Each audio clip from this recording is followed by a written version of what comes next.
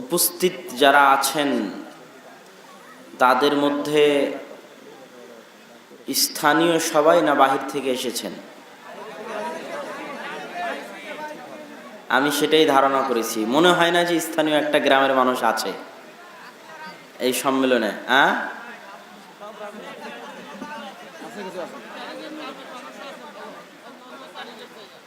কোথায় গ্রামের মানুষ আমি দেখতে পাচ্ছি না তো।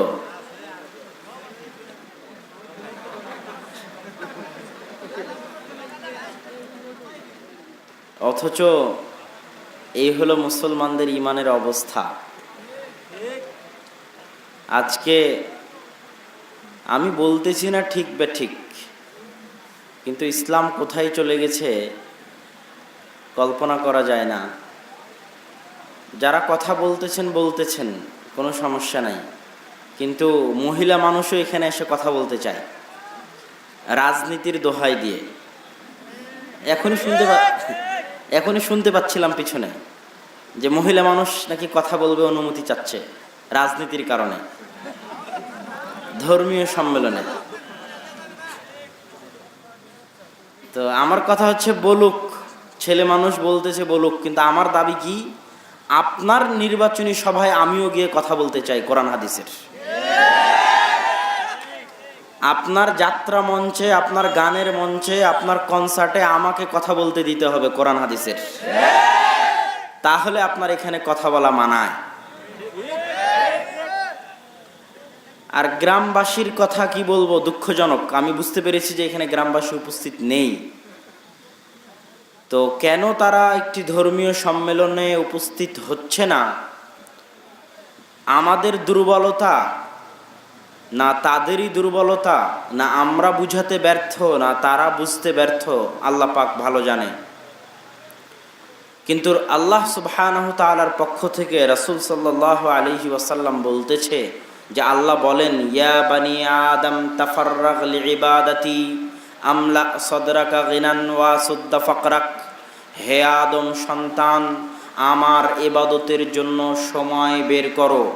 যতই ব্যস্ত থাকো না কেন, আমার ইবাদতের জন্য, আমার কোরআন হাদিসের দুইটা কথা শোনার জন্য সময় বের করো।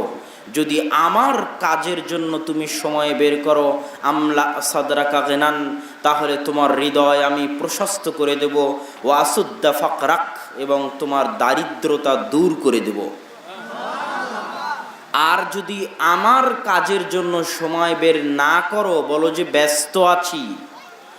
ব্যস্ত আছি, আসতে পারতেছি না, তাহলে আমি তোমার হাতকে পরিপূর্ণ করে দেব ব্যস্ততা দিয়ে, আর তোমার দারিদ্রতা কোনোদিন দূর করব না। কত ভয়াবহ চ্যালেঞ্জ আল্লাহর পক্ষ থেকে। কিভাবে? 1 লাখ টাকা ইনকাম করলে 1.5 লাখ টাকার প্রয়োজন দেখা দিবে, 1.5 লাখ টাকা ইনকাম করলে 2 লাখ টাকার প্রয়োজন দেখা দিবে, 2 লাখ টাকা ইনকাম করলে 2.5 লাখ টাকার প্রয়োজন দেখা দিবে। যতই ইনকাম করো না কেন, আমি আল্লাহ তোমার দারিদ্রতা বন্ধ করব না যদি তুমি আমার কাজের জন্য সময় বের না করো। 1 কোটি টাকা যদি মাসে ইনকাম করো, তাহলে দেখা যাবে তোমার 1.5 কোটি টাকার দরকার, তখনও তুমি দরিদ্র, তখনও তোমার 1/2 কোটি টাকা শর্ট। এই জন্য তুমি ব্যস্ত, কোরআন হাদিসের কথা শোনার মতো তোমার সময় নেই।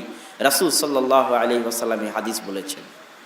অতএব যারা যেখানে মাইকের আওয়াজ যতদূর পর্যন্ত যাচ্ছে, ঘুমিয়ে শুয়ে জেগে দোকানপাটে, গ্রামবাসীর উদ্দেশ্যে বলতে চাই যে যদি আপনি নিজের ব্যস্ততা দেখিয়ে আজকের প্রোগ্রামে না এসে থাকেন, তাহলে হাদিসটি মনে রাখবেন যে কোনো দিনই আল্লাহ আপনার ব্যস্ততা বন্ধ করবে না, আপনার দারিদ্রতাও বন্ধ করবে না।